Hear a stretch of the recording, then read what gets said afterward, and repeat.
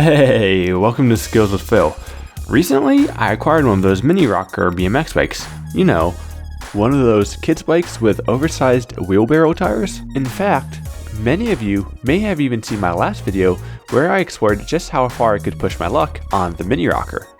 Now, I must agree, there is something absolutely ridiculous about a full-grown man riding what is essentially a kid-sized bike. But, as dumb as they look, they're actually quite a bit of fun. But not only that, they're a great tool for learning some new tricks before we apply them to our full-size bikes.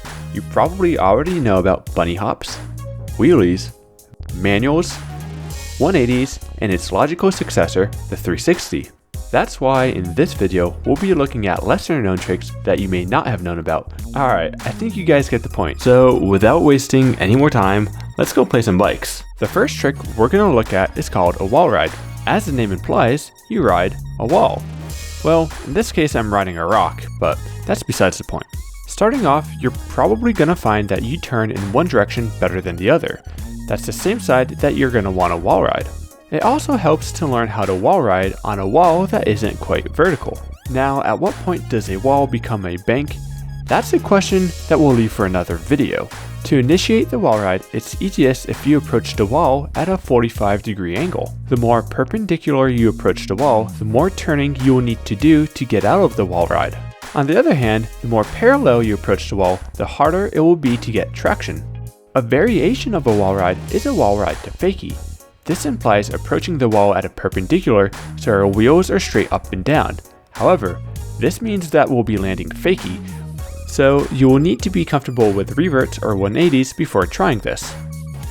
This is one of the sillier tricks that we'll be looking at today. I call this one a bike dribble, because this one reminds me of dribbling a basketball, but you can make the argument that this is a no-footed double tire bonk. Let me know which name you like more in the comments below. This trick involves doing a no-footed bunny hop, and while your feet are off the pedal, you bounce the bike off the ground. The most difficult part about this trick is that since it happens so quickly, it's difficult to get your feet back on the pedals before you touch the ground. This is the most fun and most difficult trick we'll be looking at, as it requires a lot of coordination. It's called a wall plant tail whip, as you're planting your foot on the wall and tail whipping with your bike. It may be hard to believe, but this is easier than a tail whip, because planting your feet on the wall gives you a little bit more time to spin the bike around while in the air. If you can stand next to your bike and spin your bike around, most likely you'll also be able to do this. There's two common ways that you'll see people doing this. Some people prefer to plant one foot on the wall, while myself and others prefer to plant both. It doesn't matter which way you do this, but some people will find one version easier than the other. This trick is called a crank flip.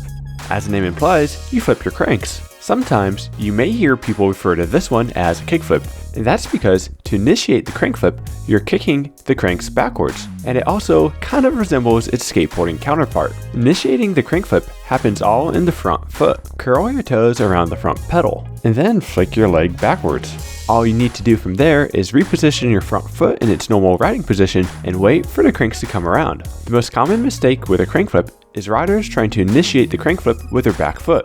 So, don't do that. This is called a fast plant. It's a pretty easy way to add a little flavor to your ride. As you can see, we're planting one of our feet on the ground to generate upward momentum. The key takeaway with a fast plant is that it's not a slow plant. It happens really quickly. To initiate the fast plant, you essentially start with a bunny hop. It's only after your front wheel is in the air that you take your foot off and plant it on the ground. This one will feel super awkward at first, but once you get the hang of it, things will start to click.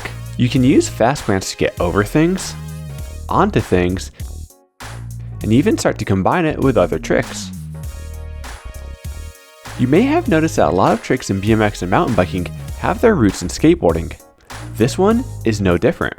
A hippie jump happens when you jump up in the air and leave your bike on the ground. That means for a short period, both your hands and feet will not be in contact with your bike. Now, I'm sure a few of you are thinking, hey Phil, isn't that called a nothing? And that's a good question. The key difference with a nothing is that you remove your hands and feet once you and your bike are already airborne. And in a hippie jump, your bike remains on the ground. Some riders can get so good at hippie jumps that they can jump over an object while passing their bike underneath. The trickiest part about Hippie Jump is making sure that you push off equally with both your arms and legs. Otherwise, it could cause your cranks to rotate or your bike to go sideways. Alright, so that's all I have for this video.